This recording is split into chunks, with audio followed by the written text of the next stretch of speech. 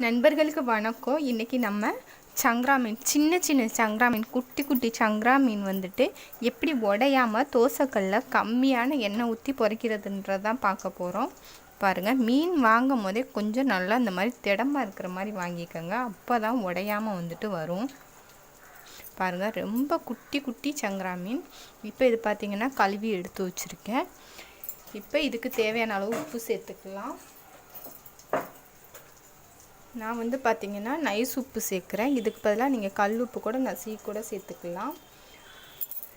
இப்போ வந்து மிளகாத்தூள் வந்து சேர்க்க போகிறேன். குழம்பு மிளகாத்தூள் தான் நான் சேர்க்க போகிறேன்.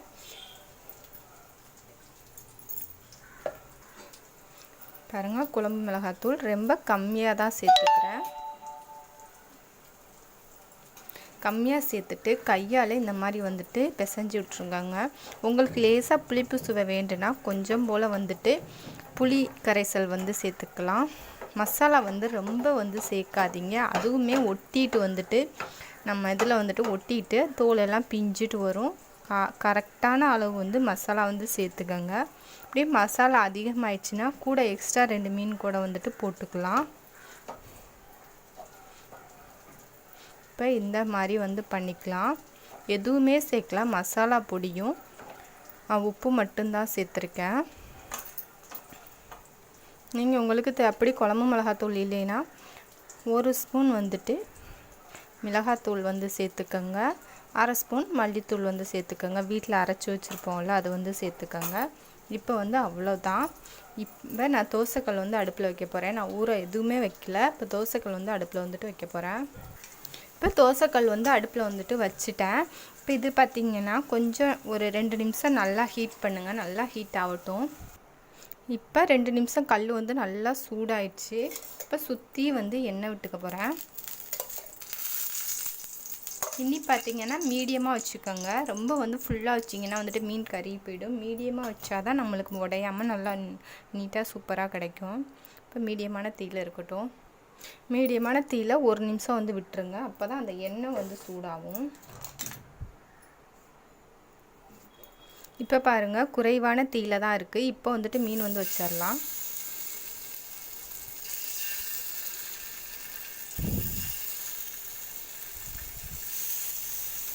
இப்போ பாருங்கள், குறைவான தீயில் தான் இருக்குது. அப்படியே தான் இருக்கட்டும். இப்போ சுற்றி கொஞ்சம் போல் எல்லா மீனுக்கும் படுற மாதிரி கொஞ்சம் போல் வந்துட்டு எண்ணெய் விட்டுக்கோங்க.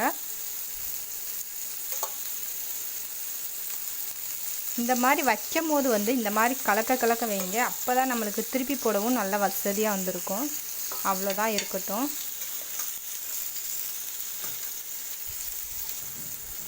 இப்போ பாருங்கள், இந்த நடுவால் உள்ள மீன் மட்டும், ஏன்னா அது வந்து நடுவால் தீ வந்து கொஞ்சம் அதிகமாக இருக்கும், எண்ணெயும் வந்து நிறைய இருக்குது. அதனால் வந்துட்டு இதை மட்டும் நான் வந்து திருப்பி போட்டுக்கிறேன். பாருங்கள், ஒட்டவே இல்லை, எவ்வளோ சூப்பராக வந்திருக்குன்னு. இந்த மெத்தடில் பண்ணிங்கன்னா மீன் வந்து உடையாமல் நல்லா சூப்பராக கிடைக்கும். இன்னி வந்து திருப்பி போட்டுக்கோங்க. திருப்பி போட்டதுக்கப்புறம் வந்தீங்கன்னா தனித்தனியாக தான் வைக்கணும். ஏன்னா அடுத்த சைடு வேகும் போது வந்து நம்ம திருப்பி போடும் போது வந்துட்டு கஷ்டமாக இருக்கும். ஓரளவுக்கு பின்னாடி வெந்ததுக்கப்புறம் வந்து திருப்பி போட்டிங்கன்னா எல்லாத்தையும் சேர்த்தாப்பில் போட்டிங்கன்னா கூட ஒன்றும் பிரச்சனை கிடையாது. இப்போ வந்து நம்மளுக்கு திருப்புறதுக்கு நல்ல வசதியாக இருக்கும். இப்போ வந்து எல்லாத்தையுமே நான் வந்துட்டு திருப்பி போட்டுக்கிறேன். இங்கிட்டு உள்ளதெல்லாம் வந்துட்டு சரியாக வந்து வேகலை. இங்கே உள்ளது மட்டும் வந்திருக்கு பாருங்கள்.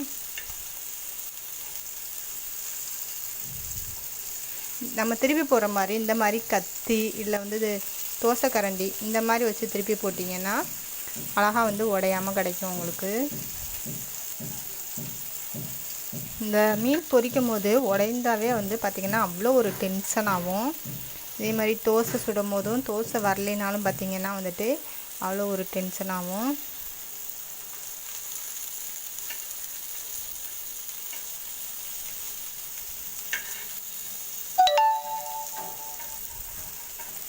பாருங்கள், எல்லாத்தையுமே திருப்பி போட்டேன். இப்போ இருக்கட்டும்.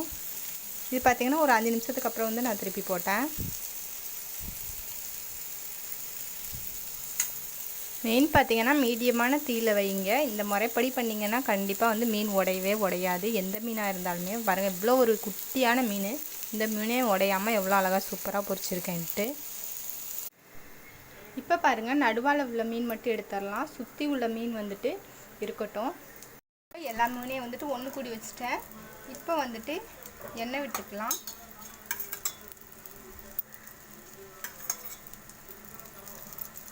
கொஞ்சம் போல் எண்ணெய் விட்டுக்கோங்க. ஒரு 5 நிமிஷம் இருக்கட்டும். பாருங்கள், இந்த மீன் வந்துட்டு நான் வெளியே வந்து எடுத்துட்டேன். பாருங்கள், சூப்பராக ரெடி ஆயிடுச்சு. இப்போ வந்துட்டு எல்லாத்தையுமே எடுத்துடலாம். இப்போ நான் அது பார்த்தீங்கன்னா பாருங்கள், எதுவுமே ஒட்டவே இல்லை, உடையவே இல்லை. பாருங்கள், எல்லாமே சூப்பராக வந்திருக்கு. இப்போ வந்து தட்டில் எல்லாத்தையுமே நான் எடுத்துகிற போகிறேன். நான் ஃபஸ்ட்டு வறுத்ததுமே சேர்த்து வச்சு உங்களுக்கு வந்துட்டு நான் காமிக்கிறேன்.